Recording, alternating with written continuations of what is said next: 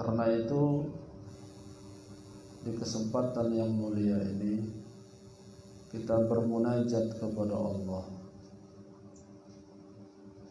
Maka saat bertawasul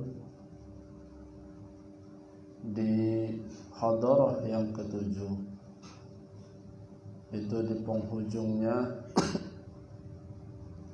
sering diucapkan khususon wa thumma ila arwahi jamil mu'minina wal mu'minat wal muslimina wal muslimat al ahya'i minhum wal amwat min masyariqil ardi ila magharibiha wa min yaminiha ila shimaliha wa min qafin ila qafmi walidi adam ila yaumil qiyamah khususan. Orang yang belajar thariqah kalau berdoa tidak hanya untuk dirinya sendiri. Orang yang belajar thariqah kalau berdoa tidak hanya untuk keluarganya saja, tetapi sempatkan dalam sisipan doa itu hati kita berkata, ya Allah, panjangkanlah usia ulama-ulama yang ada saat ini, sampaikanlah ilmu mereka kepada kami, dekatkanlah kami kepada mereka. Hendaknya begitu. Dan itu salah satu langkah agar kita senantiasa dekat kepada kekasih-kekasih Allah Subhanahu wa ta'ala. Mudah-mudahan ulama-ulama yang telah berpulang ke rahmatullah diampuni oleh Allah segala dosanya, diterima segala amal ibadahnya. Allahumma ighfir lahum warhamhum wa'afihim wa'fu anhum bi syafaati Rasulillah sallallahu alaihi wasallam wa bi karamati sultan awliya Syekh Abdul Qadir Al-Jilani Qudus wa bi karamati Syekh Mas'ud Al-Fatihah. Bismillahirrahmanirrahim.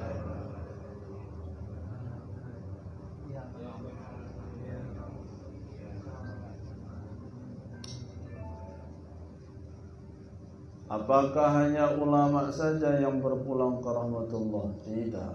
Kullu nafsin za'iqatul maut. Setiap yang bernyawa ini akan wafat, akan mati. Termasuk kita yang hadir pada kesempatan malam ini juga akan berpulang ke rahmatullah. Hanya kita tidak tahu siapa di antara kita yang cepat dipanggil oleh Allah. Apakah yang pecinya warna putih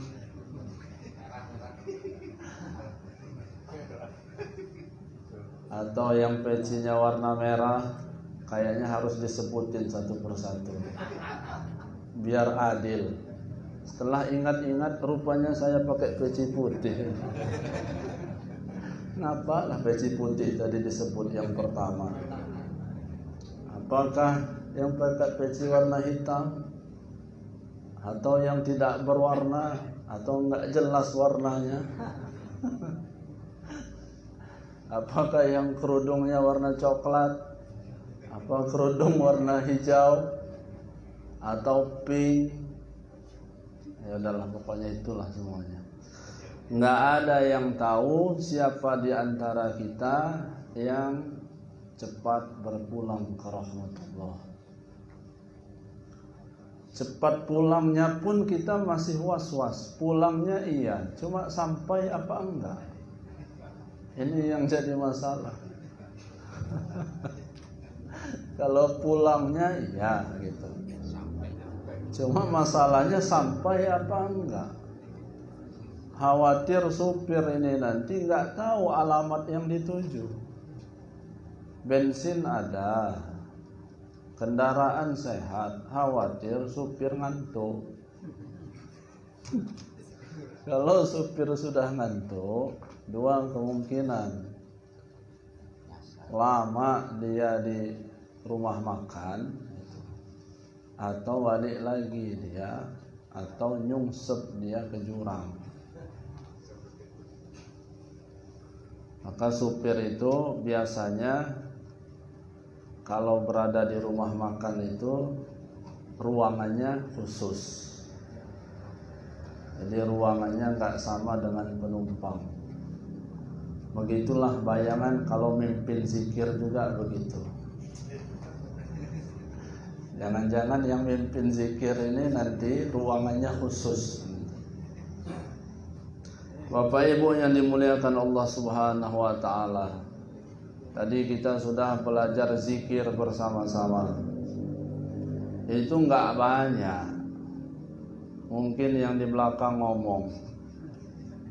Kalau bisa Bu Haji, sekali inilah, jangan diundang lagi itu.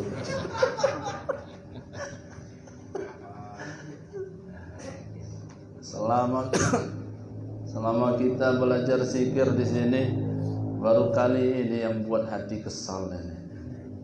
Disangka sudah selesai 165, nggak taunya lanjut 300. Sudah 3 kali tasbih ini diputar, masih juga berlanjut. Nggak jelas lagi mana yang la-nya, nggak jelas lagi mana yang ilahanya, nggak jelas lagi mana illanya, nggak jelas lagi mana Allahnya. Hurufnya udah nggak jelas. Kenapa? Karena begitu mujahadah semangatnya berzikir. Awalnya pelan, kencang. Ujung-ujungnya redup. Kencang, redup. Suaranya nggak selantang kayak pertama. Maka tuan rumah harus tanggung jawab. Tolong kembalikan lagi suara kami.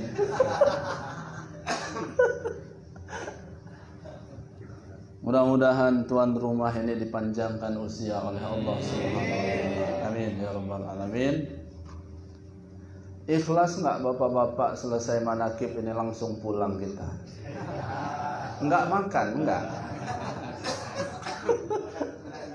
Dari jawabannya nggak yakin kita kayak. Karena itu kita ingin selamat pulang ini. Bukan hanya selamat secara teori saja, bukan hanya selamat oral saja, ungkapan saja, tetapi kita harus terus mewaspadai, mendeteksi seperti apa selamat yang digambarkan oleh junjungan kita Nabi Muhammad sallallahu alaihi wasallam. Wa an Abi Hurairah, dan dari Abi Hurairah radhiyallahu anhu qala, berkata Abu Hurairah, qala Rasulullah sallallahu alaihi wasallam, telah bersabda baginda kita Nabi Muhammad sallallahu alaihi wasallam, sab'atun yuzilluhumullah fi zillih, ada 7 golongan nanti, yauma la zilla illa zilluh, di yaumil qiyamah tidak ada golongan yang mendapatkan naungan kecuali 7 golongan tersebut. Mari kita mengevaluasi, mari kita melihat, mari kita mengecek apakah dari 7 itu ada 3 di antaranya, atau ada 2 di antaranya. Minimal dari 7 golongan ini ada 1 di antaranya. Siap mendengarkannya?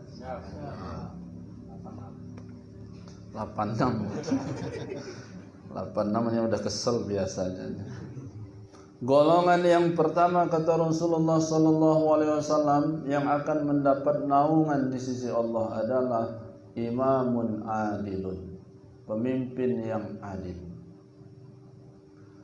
Pemimpin yang adil itu bermula dari cara yang adil, bermula dari keinginan yang menjunjung tinggi keadilan. Kenapa pemimpin ini di posisi yang pertama? Karena akalnya, otaknya, hatinya, pikirannya, tenaganya dia curahkan bukan hanya untuk dirinya sendiri, tetapi untuk masyarakat, untuk umat. Ada orang yang tidak mendapat gelar pemimpin, ada orang yang tidak mengikuti pelatihan kepemimpinan, tapi bisa saja sifat yang dia tampil sifat pemimpin. Berpikir dia bagaimana memikirkan umat. Disinilah sisi kelebihan orang yang belajar tasawuf thariqah, melihat dari segi sisi zahir, melihat dari segi sisi batin. Mana umat dari segi sisi zahir? Umat dari segi sisi zahir adalah manusia yang dipimpin.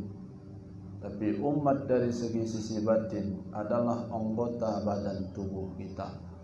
Mata kita dia jadi umat, telinga kita dia jadi umat, hidung mulut dia jadi umat. Berhasil kita memimpin orang banyak, belum tentu berhasil kita memimpin mata kita. Berhasil kita memimpin orang banyak, belum tentu kita berhasil memimpin telinga kita. Untuk menundukkan mata ini, orang berilmu tinggi saja belum tentu dia bisa. Orang yang bertitel tinggi saja belum tentu dia bisa. Kullukum ra'in, kita semua ini adalah pemimpin di tempatnya masing-masing dan akan dimintakan pertanggungjawaban. Bagaimana kita memimpin keluarga kita? Bagaimana kita memimpin anak-anak kita? Sudahkah amanah yang diberikan oleh Allah itu kita jaga dia dengan baik? Tapi pemimpin yang dimaksudkan dalam hadis ini adalah pemimpin yang memimpin orang banyak. Lalu yang kedua, wasyabun nasya'a fi ibadatillah, golongan yang akan mendapatkan naungan di sisi Allah yang kedua adalah wasyabun nasya'a fi ibadatillah, seorang pemuda yang di masa mudanya dia gemar beribadah kepada Allah Subhanahu wa ta'ala. Kalau kita lihat malam ini kayaknya sebandinglah antara tua dengan muda, 50-50. Pak Sulaiman ini kelihatannya aja yang serem, tapi sebetulnya dia muda. Jadi kalau orang tua rajin ibadah itu wajar, apalagi yang ditunggu. Kalau anak muda ini enggak wajar. Anak muda rajin ibadah tidak wajar. Kenapa tidak wajar? Di posisi nafsu yang sedang menggelora, di posisi nafsu yang sedang ingin banyak keluar bermain dan segala macamnya, lalu dia tahan, dia arahkan bagaimana beribadah kepada Allah Subhanahu wa ta'ala. Maka golongan yang kedua ini, wasyabbun nasya'a fi ibadatillah, seorang pemuda yang gemar ibadah kepada Allah. Maka tuntun anak-anak kita, kalau kita sudah istiqomah dalam khotaman, jangan berpuas diri dengan seringnya khotaman.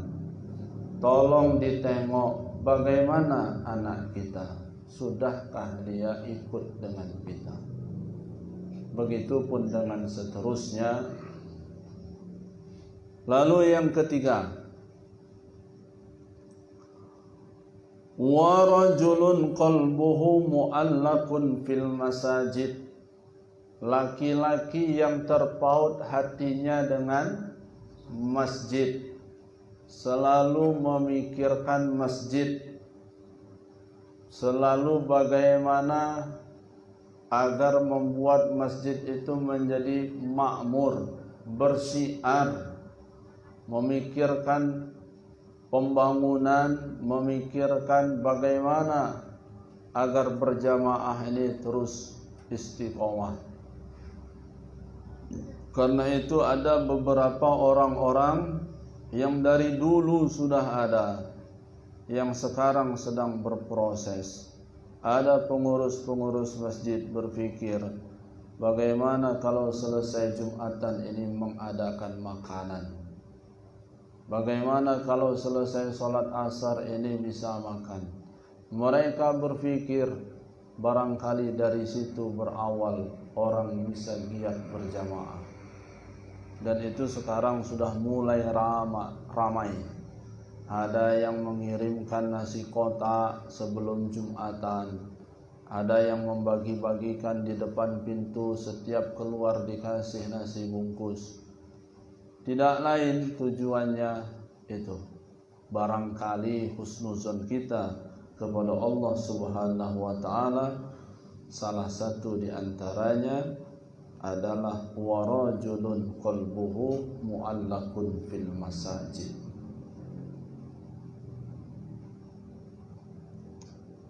Maka dalam Isra wal Mi'raj itu apa?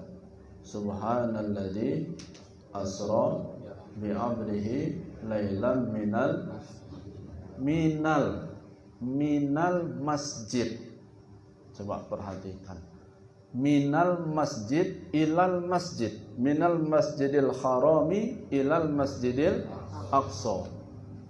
Maaf, kalimat minal masjidil haram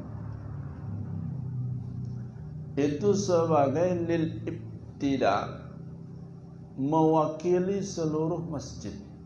Minal masjidil haram ilal masjidil aqsa. Kan Rasulullah itu tujuan Isra wal Mi'rajnya adalah ingin bertemu dengan Allah.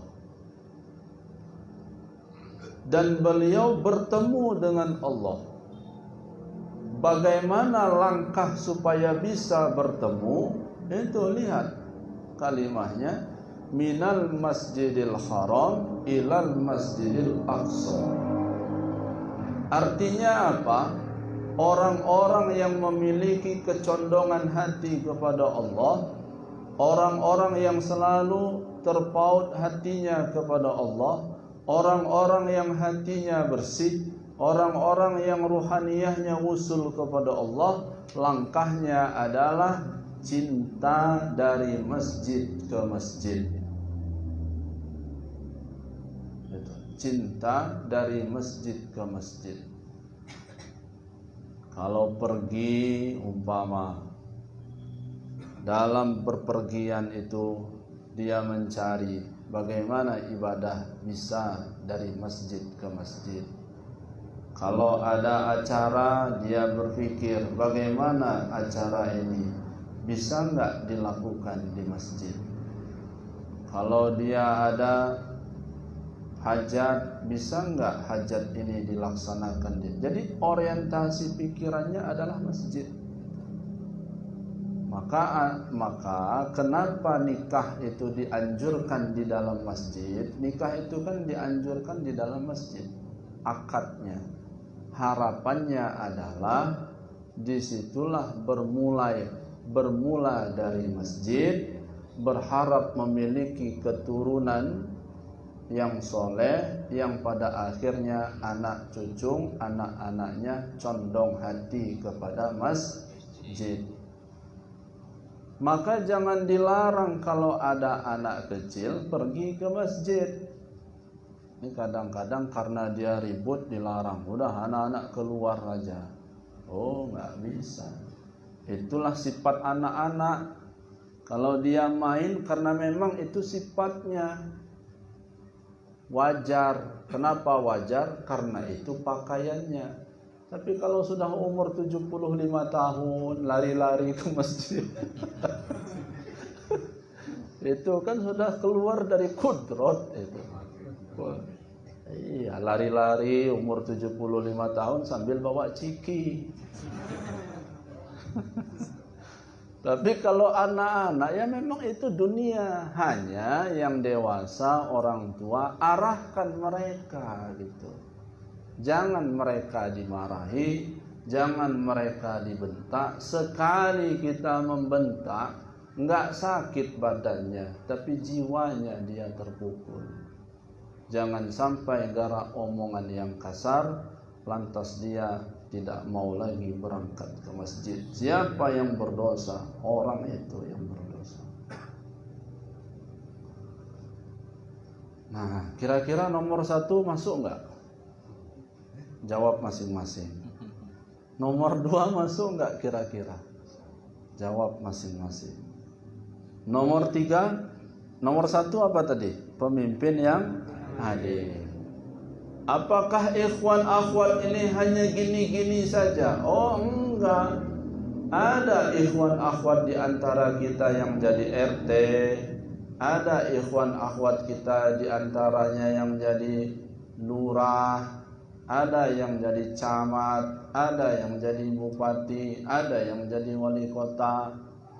Ketika jadi di posisi itu, ingat, imamun adil. Lalu yang kedua apa tadi? Wa syabbun nasya'a fi ibadatillah. Silahkan Bapak merenung malam ini, kira-kira gitu enggak waktu muda itu. Tapi kita yakinlah dari raut wajahnya ini, beginilah ciri-ciri orang-orang yang soleh. Walaupun dia capek, enggak nampak capeknya. Walaupun dia lapar, enggak juga dia cerita kalau dia enggak cerita kalau dia lapar. Itu ciri orang yang soleh. Enggak cerita tapi hati menjerit. Lalu yang ketiga apa? Yang ketiga tadi, wa rajulun qalbuhu mu'allaqun fil masajid. Tanyalah sama ikhwan yang sudah selesai pengajian. Rindu pingin ke masjid. Rindu pingin ketemu guru. Minimal dari rindu itulah. Kan gitu dalam ayat itu. Qul in kuntum tuhibbunallah fattabi'uni yuhibbukumullah. Apakah kita ini benar sudah berada di makom cinta kepada Allah? Ibu-ibu cinta enggak sama suaminya?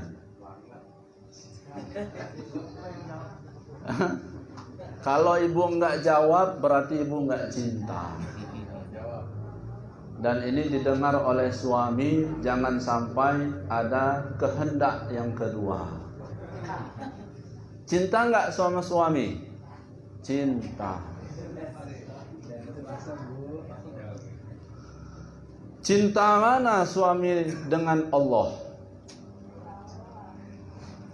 Harus cinta Allah. Posisi yang pertama itu harus mencintai Allah. Maka Allah itu harus di atas segala-galanya. Ini sekarang sudah enggak jelas lagi mana yang posisi pertama, mana posisi kedua, mana posisi 3, mana posisi 4, mana madu, mana susu, itu sudah enggak jelas. Ibu kalau disuruh milih madu apa milih susu? Apa? Dua-duanya. Pertanyaan kedua, pilih di madu apa pilih?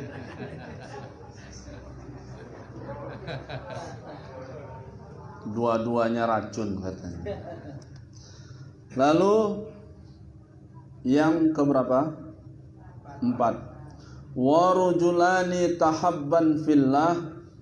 2 orang yang mencintai karena Allah, ijtama'a alaihi, bertemu karena Allah, wa tafarraqa alaihi, berpisah karena Allah. Jadi bergerak, berjalan, berbuat, berkehendak disebabkan karena Allah. Bukankah ini barangkali termasuk halqah zikir majlis malam ini. Bertemu kita karena Allah, tidak berharap apa-apa.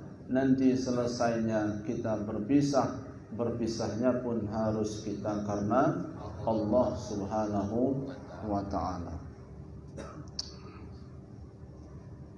Nah, itu. Yang keberapa itu? 4. Kira-kira yang keempat ini masuk apa enggak? Insya Allah. Wah, ya begitu pula dengan pengajian. Selesai pengajian musyahadah. Musyahadah kan gitu. Salam-salaman, kemudian berpelukan, ya laki dengan laki, perempuan dengan perempuan, setangis-tangisan. Itulah ijtama'a alaihi wa tafarraqa alaihi. Bertemu karena Allah, berpisah pula karena Allah Subhanahu wa ta'ala. Lalu yang ke-5, wa rajulun da'athum ra'atun zatu mansibin. Wa rajulun, dan laki-laki, da'athum ra'atun, ada wanita yang mengajak dirinya untuk berbuat tidak baik. Zatu mansibin, orang kaya, wa jamalin, orangnya cantik.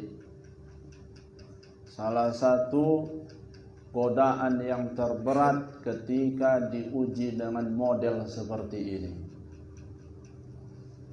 Ketika diajak berbuat tidak baik, faqala, laki-laki itu berkata, inni akhafullah. Sama-sama ikuti. Inni akhafullah. Lagi.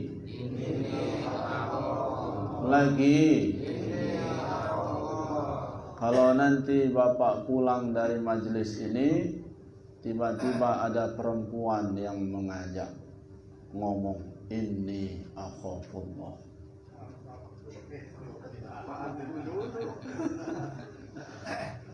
Artinya sesungguhnya aku takut kepada Allah Subhanahu wa ta'ala. Takut dia kepada Allah. Inni akhafullah.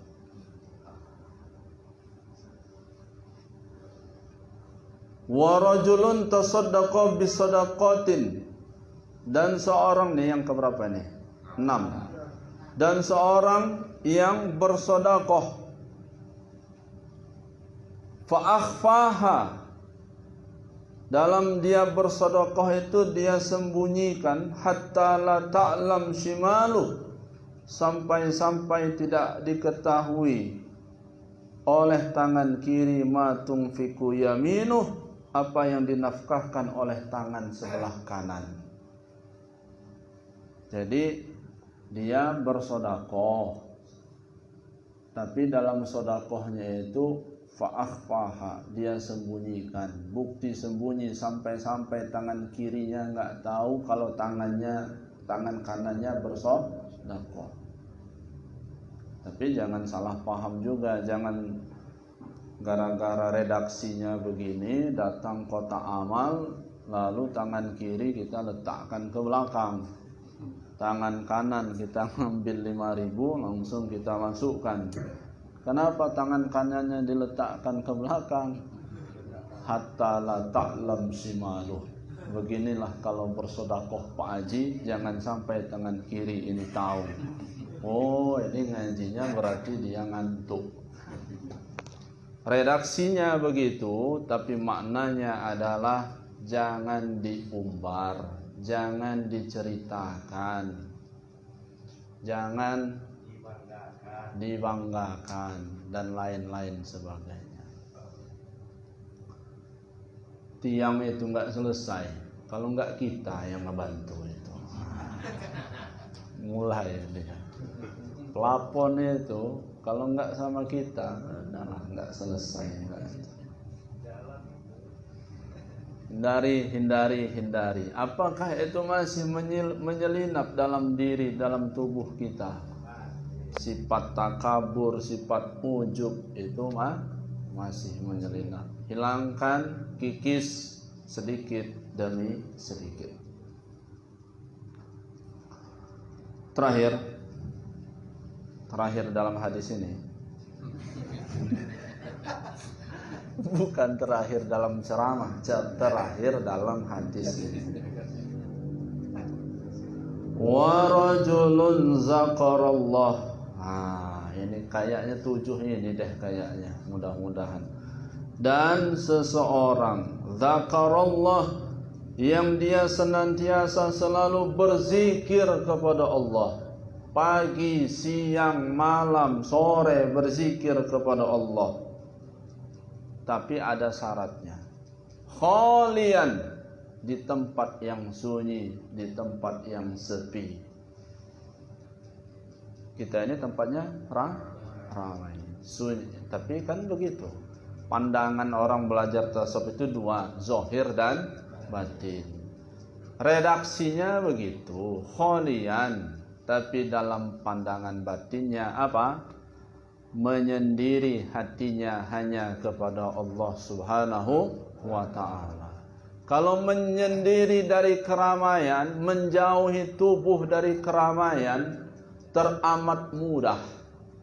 Pergi aja ke Gunung Sulah ke atas itu, khotaman di sana. Nggak ada kamera, nggak ada yang merekamnya. Bangga dia, kita sudah masuk, kata dia sama matan hadis, di tempat yang sendiri.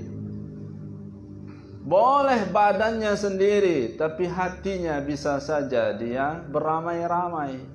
Tempatnya sendiri, tapi hatinya beramai-ramai.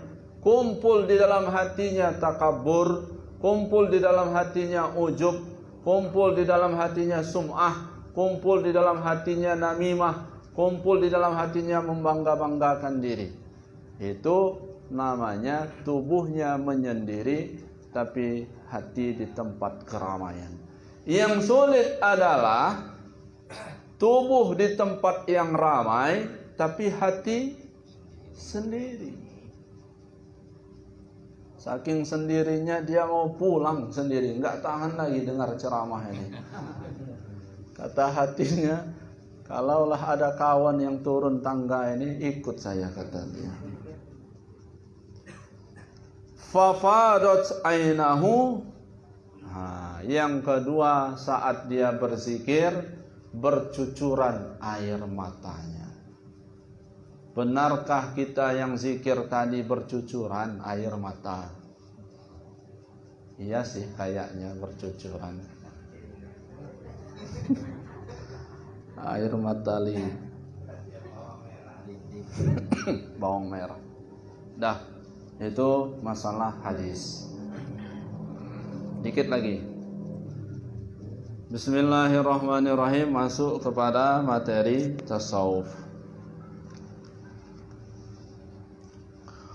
Wa tariqul wusuli ilallah, jalan untuk wusul kepada Allah tabaraka wa ta'ala, sampai kepada hadratillah, muhafazatul jismi, adalah selalu menjaga tubuh badannya ala siratil mustaqim, ke jalan yang benar sesuai dengan syariah.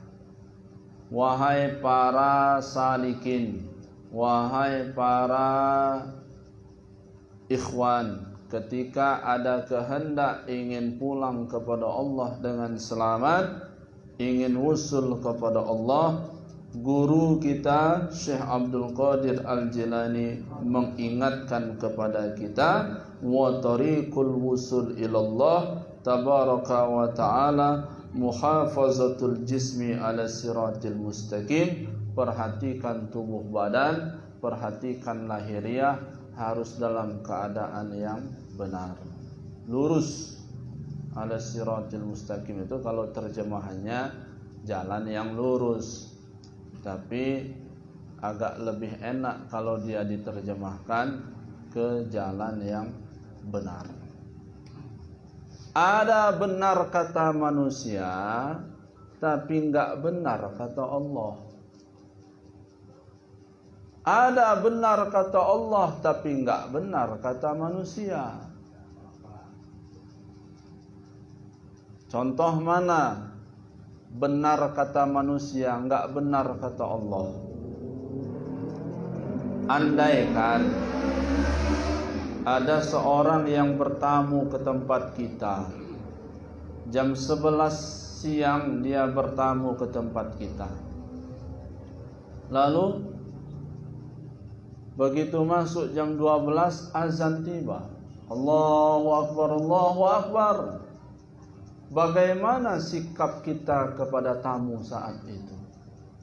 Ini normalnya rata-rata lebih baik tahan dia ngobrol dengan tamu dibanding dia menyegerakan sholat zuhur di hadapan Allah.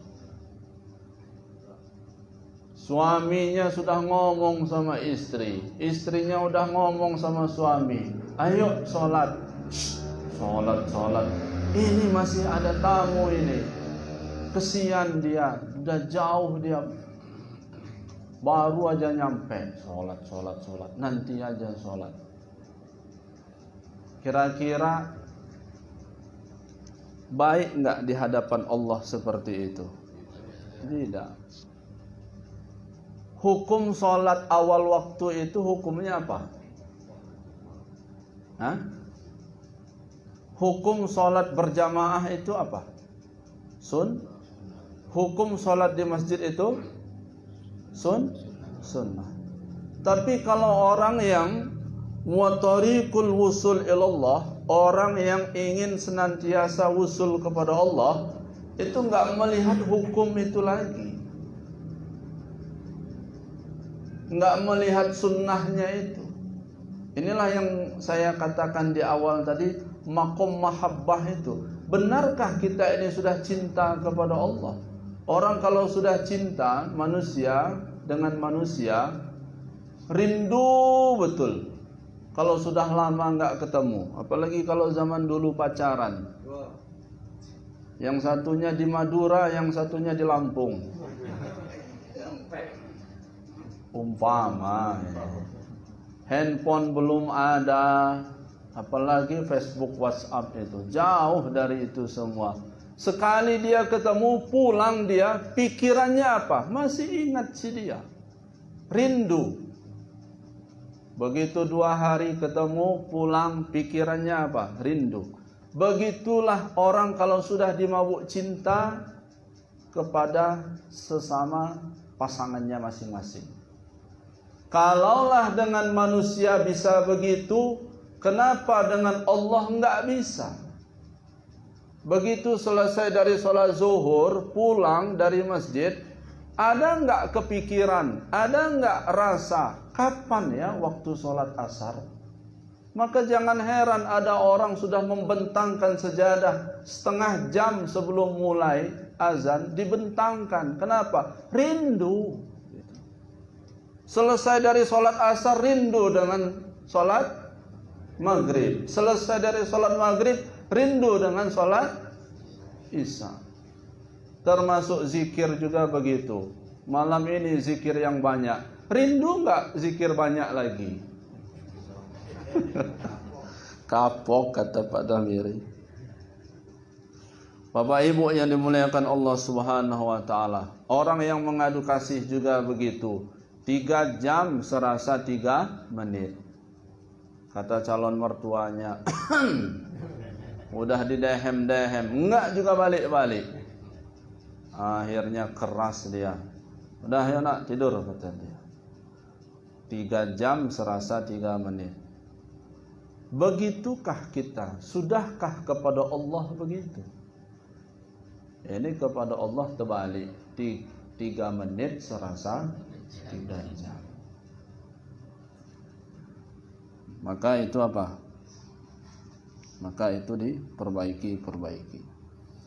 Li ahkami syariati lailan wa naharon wa yudawimu ala zikrillah. Bagaimana perbuatan lurus itu? Nah, balik lagi kepada contoh tadi, mumpung ingat. Jadi kalau ada tamu, begitu azan datang, berani enggak ngomong kayak gini? Pak Haji, Bu, mohon maaf, Ibu di sini dulu, saya sholat sebentar. mestinya begitu. Itu level bawah itu. Kalau level di atasnya ngomongnya begini, Pak, Bu, kamar mandi sebelah sana, ayo kita sholat berjamaah. Kayaknya sih nggak berani ngomong tamu kayak gitu. Nah, orang yang belajar thariqah, orang yang belajar tasawuf, betul-betul juga harus tanha anil fahsya'i wal munkar. Ta'muruna bil ma'ruf wa tanhauna anil munkar. Li ahkami syariati lailan wa naharon, kapan kita harus menjaga ke jalan yang benar tadi itu sepanjang masa, lailan wa naharon, wa yudawimu ala zikrillahi ta'ala, dan kita harus mendawamkan zikir kepada Allah Subhanahu wa taala sirran wa jahran, di waktu sir dengan cara sir maupun dengan cara jahar. Lianna dawamuhu fardun, karena mendawamkannya itu adalah wajib. Wajib di sini, apa wajib di sini? Ma la yatimul wajib illa bihi fahuwa wajibun. Begitu dalam kaidah usul. Ma la yatimul wajib illa bihi fahuwa wajib. Contoh, baju ini habis dicuci, dipakai, enggak wangi. Tidak akan wangi baju ini kalau tidak pakai parfum. Baru akan wangi baju ini kalau pakai parfum. Maka menginginkan baju wangi harus pakai parfum. Maka keberadaan parfum itu hukumnya wajib. Itu maksud wajib di sini begitu maksudnya. Yang wajib itu adalah sholatnya, bukan wuduknya, sholatnya. Tapi enggak sah sholat kalau enggak wuduk. Maka melaksanakan wuduk menjadi hukum wajib. Letoy jamaah ini badannya, enggak semangat, pas ceramah ngantuk, kepalanya nunduk, giginya merapat.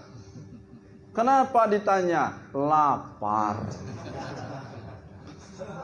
Ditanya, hati menjawab, kenapa kok begitu dengar ceramah, nyender sambil mata terpejam. Ditanya sama kawan sebelah, kenapa? Dijawab sama dia, lapar. Untuk mengembalikannya, tenaga yang sudah habis, kerongkongan yang sudah serak-serak adalah dengan makanan dan minuman.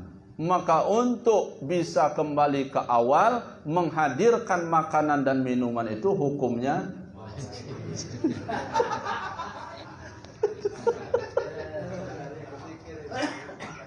nah, kayaknya lama-lama hancur ceramah kita ini. Bapak Ibu yang dimuliakan Allah Subhanahu wa taala, saya tidak berlama-lama. Jadi artinya adalah terus kita mudawwamah. Kalimat yang baru yang mungkin baru kita sering ucapkan berikutnya adalah mudawwamah. Sama-sama ikuti, mudawwamah. Orang selama ini nyebutnya istiqomah, dawam, tapi ada juga istilah apa? Mudawwamah. Itulah persamaan kata dari daimun. Ada yang disebut dengan sholatul daim. Itu saja yang dapat saya sampaikan. Nampaknya sudah tidak kondusif lagi malam ini. Mudah-mudahan kita semua diberkahi oleh Allah Subhanahu wa taala. Mudah-mudahan hajat tuan rumah diijabah oleh Allah. Mudah-mudahan yang hadir ini dipanjangkan usianya, disehatkan zahir batinnya. Yang sakit mudah-mudahan cepat sembuh. Yang banyak utang mudah-mudahan cepat lunas.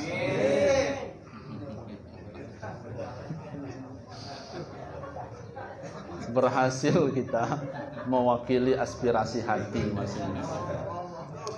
Bisyafaati Rasulullah sallallahu alaihi wasallam, bi karamati Sultan Auliya Syekh Abdul Qadir Al-Jilani qaddasallahu sirra, bi karamati Sultan Auliya Syekh Abdullah Barabullah. qaddasallahu asrarahum syai'ulillahi lahumul Fatihah.